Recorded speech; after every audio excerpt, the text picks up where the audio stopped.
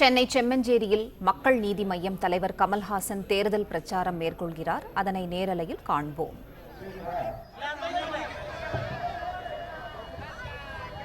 இந்த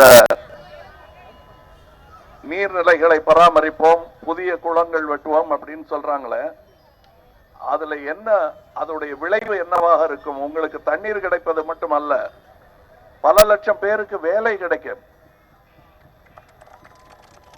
ஆக ஒரு நல்லது நடக்கும் போது அதன் தொடர்ச்சியாக, அதன் சுழற்சியாக மற்ற நல்லதுகளும் நடக்கும் என்பதுதான் எங்கள் திட்டத்தின் பெருமை. இதுல முக்கியமா என்னன்னா, இப்ப திருடிட்டு இருக்கிற பணத்தை திருடுறது நிறுத்தினாலே 2 தமிழ்நாடு நடத்தலாம். அதை இப்ப திட்டங்கள் எல்லாம் வகுத்து கொடுப்பதற்கு அறிவார்ந்த தமிழர்கள் பலரும் காத்து கொண்டிருக்கிறார்கள். அவர்களை யாரும் போய் கேட்கல. வந்து திட்டத்துடன் அல்லது தொழில் முனைவர்கள் இங்கே வரும்பொழுது எங்களுக்கு எவ்வளவு கமிஷன் கொடுக்கிறேங்கிறத மட்டும் தான் கேட்டாங்க. மக்கள் நீதி மையம் அப்படி இருக்காது. உங்களுக்கு என்ன உதவி வேண்டும் என்று தொழில் முதலீடு செய்பவர்களை கேட்போம். அவர்கள் இங்கே வந்து சேர்ந்தால் நமக்கு வேலை கிடைக்கும். இப்பொழுது எனக்கு தெரிந்து சரியான கொள்கை திட்டங்கள், பாலிசிகள் நாங்கள் நினைத்தபடி செய்து விட்டால், இந்த தெரு பெரிய வீதி இருக்கிறதே, இந்த ஐடி காரிடார், அதுல மட்டுமே 2 லட்சம் வேலைகள் காத்துக் கொண்டிருப்பதாக நான் நம்புகிறேன்.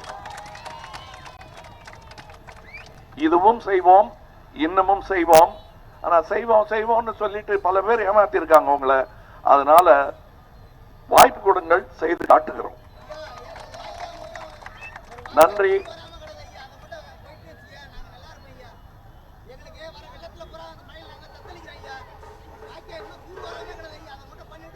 அதாங்க நீர்நிலைகளை பாதுகாப்போம் நாங்க சொன்னது. அதுவும் சேர்த்துத்தான் வாய்க்கால்கள் தூர்வாரப்படும், புதிய குளங்கள் வெட்டப்படும்.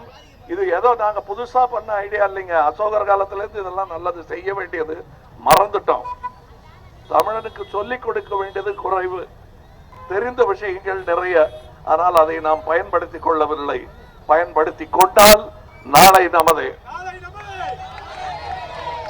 இதுதான் உங்கள் சின்னம், இவர்தான் உங்கள் வேட்பாளர். அதை மறந்து விடாதீர்கள். இவர் பெயர் ரங்கராஜன், இவர் சின்னம் இதோ. நன்றி, வணக்கம்.